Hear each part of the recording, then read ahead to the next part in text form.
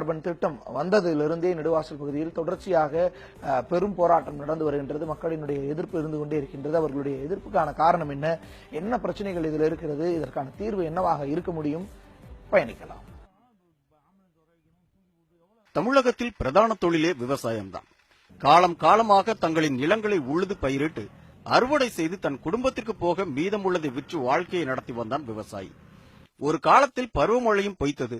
காவேரியில் கர்நாடகத்திடம் கிடைக்க வேண்டிய தண்ணீரும் கிடைக்காமல் போராடி போராடி விவசாயி வாழ்க்கையை போராட்ட களத்திலே கழித்துக் கொண்டுள்ள நிலையில் புதிதாக விவசாயிகளுக்கு எதிரான திட்டங்களுக்கு மத்திய அரசு அனுமதி கொடுத்து விவசாயிகளை நிலங்களில் இறங்க விடாமல் போராட்ட களங்களிலேயே கடந்த சில ஆண்டுகளாக தள்ளி வருகின்றது. கிட்டத்தட்ட 12 ஆண்டுகளாக இங்கே இந்த ரகசிய முறையிலே இந்த ஹைட்ரோ கார்பன் திட்டம் இங்கே செயல்படுத்தப்பட்டிருக்கிறது. இந்த பகுதியில் உள்ள விவசாயிகள் அதிகம் விவரம் தெரியாதவர்கள். ஆகையால் எங்களுக்கு என்ன நடக்கிறது என்று தெரியவில்லை. இங்கே வந்து அது சம்பந்தப்பட்ட ONGs நிறுவனங்கள் நாங்கள் மண்ணெண்ணெய் எடுப்பதற்காக தான் முயற்சி பண்ணுகிறோம், வேற எந்த தொந்தரவும் உங்களுக்கு கொடுக்க மாட்டோம் என்று சொல்லி இங்கே ஏமாற்றிவிட்டு இந்த நிலையை உருவாக்கி இருக்கின்றார்கள். டெல்டா மாவட்டங்களான தஞ்சை, திருவாரூர் உள்ளிட்ட பகுதிகளில் மீத்தேன் என்ற திட்டத்திற்கு அன்று மத்தியில் காங்கிரஸ் அரசு அனுமதி வழங்கியது. பல கட்ட போராட்டங்களுக்கு பிறகு இந்த திட்டம் தடை செய்யப்பட்டது. அதே திட்டத்தை மாற்றுப் பெயருடன் தற்போது புதுக்கோட்டை மாவட்டத்தில் கால்தடம் பதிக்க முயற்சிக்கின்றனர் என குற்றம் சாட்டுகின்றனர் இப்பகுதி விவசாயிகள். இன்றைய தினம் பசுமை நிறைந்த பகுதியான சோழநாடு சோறுடைத்து அந்த பகுதியிலே மிகவும் வறட்சியான சூழலை ஏற்படுத்தக்கூடிய மிகப்பெரிய திட்டத்தை மனதிலே வைத்துக் கொண்டு வளமான புதுக்கோட்டை மற்றும் அந்த தஞ்சாவூர் பகுதியினுடைய மிக வளமான பகுதியான இந்த நெடுவாசல், இதை சுற்றி இருக்கக்கூடிய ஏறக்குறைய 300-500 கிராமங்களை மிகப்பெரிய பாதிக்கக்கூடிய மீத்தேன், அதை மறுபெயராக இன்னைக்கு என்ன பண்றாங்க, ஹைட்ரோ கார்பன்கிற பெயர்ல கொண்டு வந்து இந்த மண்ணையும் இந்த நீரையும் காற்றையும் மாசுபடுத்தி விவசாயத்தை அழிப்பது மட்டுமல்லாமல் இந்த பகுதியிலே இருக்கக்கூடிய மக்கள், ஆண்கள் பெண்கள் மலடாகக்கூடிய சூழ்நிலை இருப்பதாக இன்னைக்கு அறிவியல் அந்த ஆய்வு செய்வர்கள் தெரிவிக்கிறார்கள். மத்திய அரசு தொடர்ந்து பாரதிய ஜனதாவும் காங்கிரசும் தொடர்ந்து ஈடுபட்டு வருது. இந்த இளைஞர்களை நாங்கள் என்ன பண்ணுவோம்னா, இதுக்கான மூலப்பொருள் எங்களை தாண்டி தான் போய் சேரணும். அந்த எல்லா இளைஞர்களும் ஒன்று கூடி அதை தடுத்து நிறுத்தி நாங்கள் கண்டிப்பா போராடுவோம். இதை தடுத்து நிறுத்துவோம். கண்டிப்பா எங்களுக்கு வாழ்வாதாரம் பாதிக்கிறதுனால கண்டிப்பா நாங்கள் தடுத்து நிறுத்துவோம்.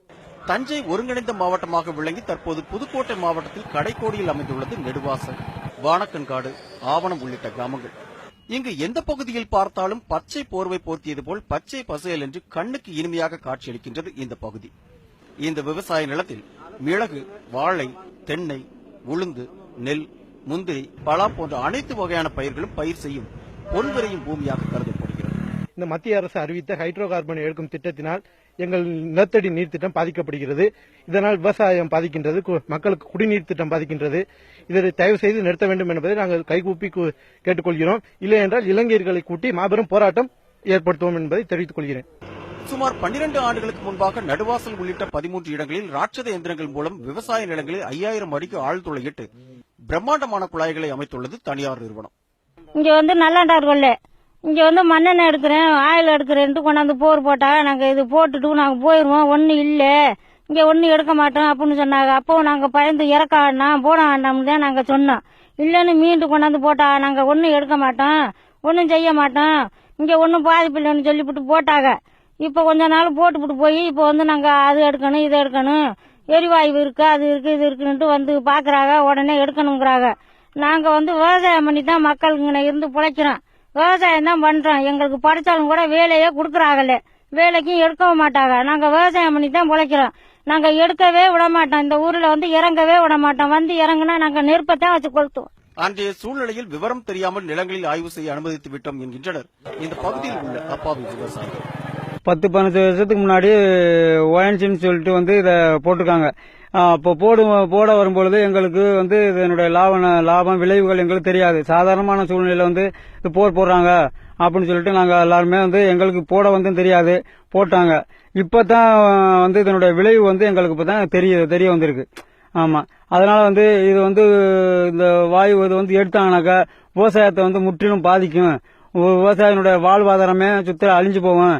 அதாவது தமிழ்நாடு வந்து ஏற்கனவே தண்ணீர் வறட்சியில பாதிக்கப்பட்டிருக்கு. மீண்டும் வந்து இந்த ஒரு வாயு இதை வந்து எடுத்தாங்கனாக்கா மிகவும் மோசமான நிலையில வந்து நாங்கெல்லாம் தள்ளப்படுவோம். இந்த இடத்துல வந்து மீத்தேன் வாயு இதை எடுத்தா எங்களுக்கு பின் விளைவுகள் ஏற்படும். எங்க குடிக்க தண்ணி இருக்காது, மக்கள் எல்லாம் கிளப்பிட்டோன்னு பயமா இருக்கா. அதனால இந்த ஒட்டு மொத்தமா இந்த 15 கிலோமீட்டருக்கு அப்பால குடியிருப்பு மக்கள் எல்லாமே ஒண்ணு சேர்ந்து இந்த பகுதியில எனக்கு இந்த திட்டமே வேண்டாம் அப்படின்னு நாங்க பேசி முடிவு பண்ணிருக்கோம். ஆனால் சமீபத்தில் நெடுவாசலில் ஹைட்ரோ கார்பன் எடுக்க கையகப்படுத்தப்பட்ட நிலங்களை ஆய்வு செய்ய வந்த வருவாய்த்துறை அதிகாரிகளை தடுத்து கிராம மக்கள் போராட்டத்தில் ஈடுபட்டனர்.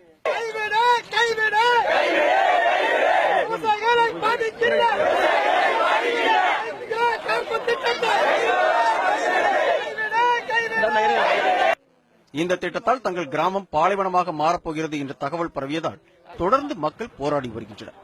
தினம் தினம் ஒரு போராட்டம் செய்து அரசுக்கு தங்களது எதிர்ப்பை தெரிவித்து வருகின்றனர் இப்பகுதி மக்கள்.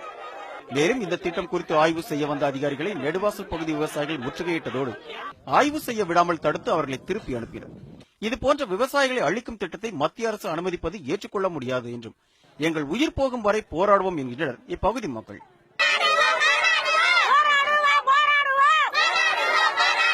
இப்போ மோடிக்கு மத்திய கவர்மெண்ட் மோடி அறிவிச்சிருக்காரு, எங்க ஊர்ல வந்து ஹைட்ரோ கார்பன் ஒரு கேஸ் எடுக்கிறதுக்கு அறிவிச்சிருக்காரு. இது வந்து மீத்தேனோட மறுபெயர் தான், எல்லாம் மீத்தேனோ இதெல்லாம் ஒரே குடும்பம் தான்.